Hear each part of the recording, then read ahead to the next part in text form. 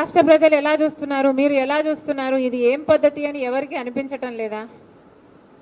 అసలు గమనించాల్సిన పాయింట్ ఏమిటంటే మన రాష్ట్రంలో ప్రత్యేక హోదా గురించి ఊసే లేకుండా చేశారు తెలుగుదేశం పార్టీ వైసీపీ పార్టీలు కలిసి. ప్రత్యేక హోదా మనకు ఊపిరి. ప్రత్యేక హోదా లేకపోతే మనం బాగుపడలేం, మనకు భవిష్యత్తు లేదు. 10 సంవత్సరాలుగా అది నిరూపణ అయ్యింది. అయినా కూడా ఈ 10 సంవత్సరాలలో ఎమ్మెల్యేలు ఎంపీలు ఇంతమంది అధికారంలో ఉండి కూడా అసలు ఊసే లేకుండా చేశారు, అసలు ఆ మాటే లేకుండా చేశారు. ప్రత్యేక హోదా అన్న అంశమే లేకుండా చేస్తున్నారు కదా. ఈరోజు మేము కాంగ్రెస్ పార్టీగా వచ్చి మేము కొట్లాడుతున్నాం తప్ప ప్రత్యేక హోదా గురించి తెలుగుదేశం పార్టీ కానీ చంద్రబాబు గారు కానీ వైసీపీ జగన్మోహన్ రెడ్డి గారు కానీ ఒక్క నిజమైన ఉద్యమమైనా చేశారా అధికారంలో ఉండి, ముఖ్యమంత్రులుగా ఉండి అని అడుగుతున్నాం. ఈరోజు ప్రత్యేక హోదా మనకు బీజేపీ పార్టీ ఇవ్వలేదు, పోలవరం ప్రాజెక్టు ఇవ్వలేదు, మనకు రాజధాని ఇవ్వలేదు.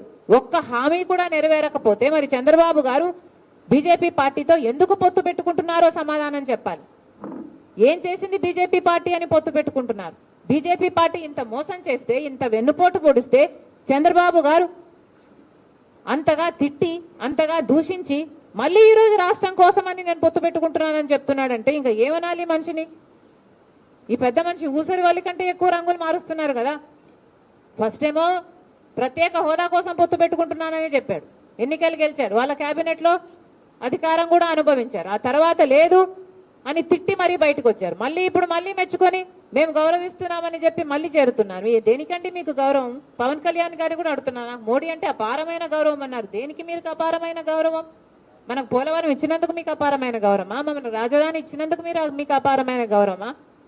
స్పెషల్ చేసి ఇచ్చినందుకు మీకు అపారమైన గౌరవమా? ప్రజలకు సమాధానం చెప్పాల్సిన అవసరం ఉంది. జగన్మోహన్ రెడ్డి గారిని కూడా అడుగుతున్నాం, మీరు ఇంకా తెలివైన వాళ్ళు, మీ పొత్తులు కనిపించవు. ఎందుకంటే మీ అక్రమ పొత్తులు, మీ రహస్య పొత్తులు. చంద్రబాబు గారైనా బహిరంగంగా ప్రజలకు చెప్పి పొత్తులు పెట్టుకుంటున్నారు, జగనన్న గారైతే రహస్యంగానే పొత్తులు పెట్టుకుంటున్నారు. ఇన్ని సంవత్సరాలుగా బీజేపీ పార్టీని ఒక్క ప్రశ్న అడిగింది లేదు.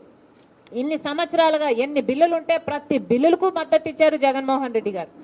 ఇన్ని సంవత్సరాలుగా ఎక్కడ వాళ్ళకి ఏ అధికారం కావాలైనా బీజేపీ పార్టీ నాయకులకి మనది పెట్టిందే, ఇక్కడే అడ్డా అన్నట్టుగా ఏది కావాలంటే బీజేపీ పార్టీకి, ఏ ప్రాజెక్ట్ అయినా బీజేపీ పార్టీ తీసుకోవచ్చు, ఏ అధికారమైనా బీజేపీ పార్టీ తీసుకోవచ్చు, ఏ దేనికైనా రెడీ అన్నట్టుగా జగన్మోహన్ రెడ్డి గారు వ్యవహరిస్తూ బీజేపీ బానిసలుగా మీరు ఎందుకు వ్యవహరిస్తున్నారు అని అడుగుతున్నాం.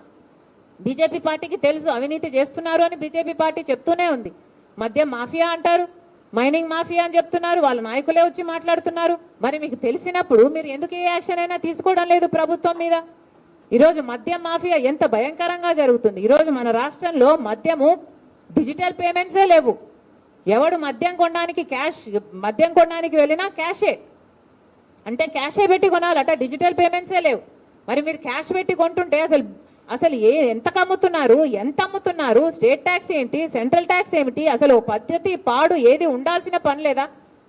కేంద్రంలో అధికారంలో ఉంది, మీరు వాచ్ డాగ్స్ కాదా బీజేపీ పార్టీ? మీరు ఇక్కడ యాక్షన్ తీసుకోవాల్సిన అవసరం లేదా?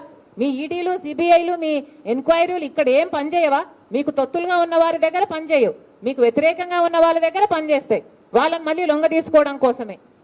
ఇది ఏం పద్ధతి అని అడుగుతున్నాం. మాఫియా జరుగుతుందని తెలుసు, లిక్కర్ మాఫియా అని మీరే చెప్తున్నారు, సిద్ధమని పెద్ద పెద్ద సభలు పెడుతున్నారు. ఒక్కొక్క సభకి 90 కోట్ల రూపాయలు అవుతుందట. ఎక్కడి నుంచి వస్తున్నాయండి ఈ డబ్బులన్నీ? సిద్ధమని పెద్ద యాడ్ క్యాంపెయినే నడుపుతున్నారు, 600 కోట్లు ఖర్చు పెడుతున్నారట. ఎవరి డబ్బులు ఇవి? ఎక్కడి నుంచి వస్తున్నాయి ఈ డబ్బులన్నీ? ప్రజలందరూ కూడా ఆలోచించాల్సిన అవసరం ఉంది. మరిన్ని వీడియోస్ కోసం ఛానల్ ని సబ్స్క్రైబ్ చేయండి, లేటెస్ట్ అప్డేట్స్ కోసం వాట్సాప్ ఛానల్ ని ఫాలో చేయండి, అండ్ లింక్ డిస్క్రిప్షన్ లో ఉంది.